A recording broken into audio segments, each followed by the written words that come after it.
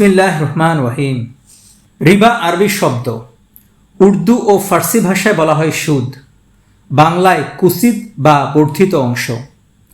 সুদ হচ্ছে কবিরা গুনাহ। ইসলামে সুদকে সম্পূর্ণরূপে হারাম ঘোষণা করা হয়েছে। সুদ সম্পর্কে কঠোর শাস্তির বিধান দেয়া হয়েছে।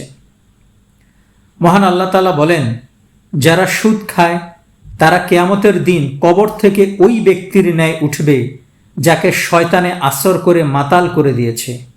এ ধরনের শাস্তির কারণ এই যে সুদখোর লোকেরা বলতো বেচাকেনা তো সুদেরই মতো, অথচ মহান আল্লাহ পাক ব্যবসাকে হালাল করেছেন আর সুদকে করেছেন হারাম।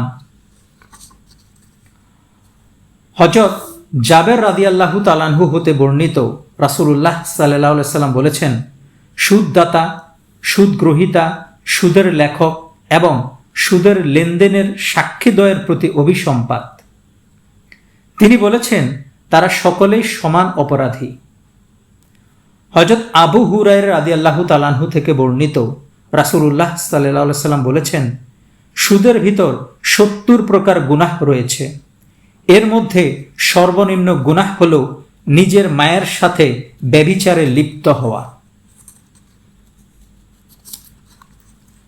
সুদের কয়েকটি কুফল রয়েছে। সুদের নৈতিক কুফল। সুদ হচ্ছে মানুষের উন্নত চরিত্র গঠনের প্রতিবন্ধক। সুদ মানুষকে কর্মবিমুখ করে, কারণ বিনা পরিশ্রমে সুদ পাওয়া যায় বলে জনগণ অর্থকে ব্যবসায় বিনিয়োগ না করে ব্যাংকে জমা রাখে।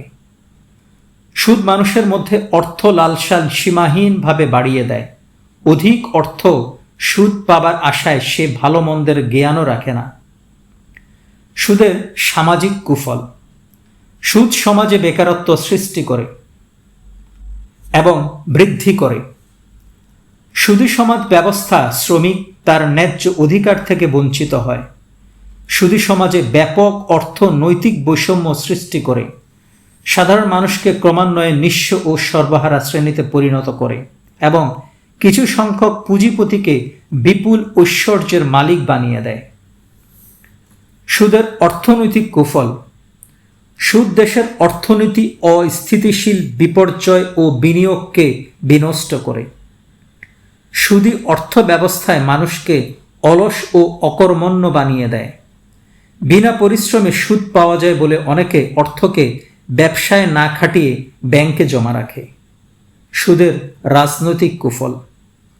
সুদ দেশের রাজনৈতিক ক্ষমতাকে পুঁজিপতিদের হাতে তুলে দেয় এবং ক্ষমতাকে এককেন্দ্রিক সৃষ্টি করে। সুদ দেশের রাজনৈতিক অবস্থাকে বিশৃঙ্খলা ও অস্থিতিশীল করে তোলে। সুদ জাতিকে পরনির্ভরশীল করে তোলে, কারণ জাতীয় প্রয়োজনে অনেক সময় সরকারকে বিদেশি ঋণ গ্রহণ করতে হয়, কিন্তু সুদদাতা দেশগুলো ঋণ দেওয়ার সময় কতকগুলো শর্ত জুড়ে দেয়, ফলে সরকার গৃহীত ঋণের বৃহৎ অংশই অনুৎপাদনশীল খাতে ব্যয় করতে বাধ্য হয়। হযরত আব্দুল্লাহ ইবনে হানজালা রাদিয়াল্লাহু তাআলা আনহু থেকে বর্ণিত, রাসূলুল্লাহ সাল্লাল্লাহু আলাইহি সাল্লাম বলেছেন, জেনে শুনে 1 দিরহাম পরিমাণ সুদ খাওয়া 36 বার আপন মায়ের সাথে জিনা করা অপেক্ষা মারাত্মক অপরাধ গুনাহ।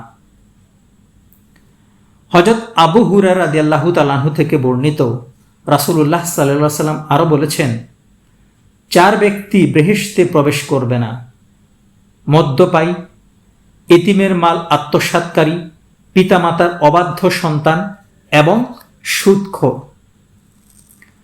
মহান আল্লাহ তাআলা আমাদের সবাইকে সুদের কঠিন শাস্তি থেকে এবং তার ভয়াবহ পরিণতি থেকে বেঁচে থাকার তৌফিক দান করুক। আমিন।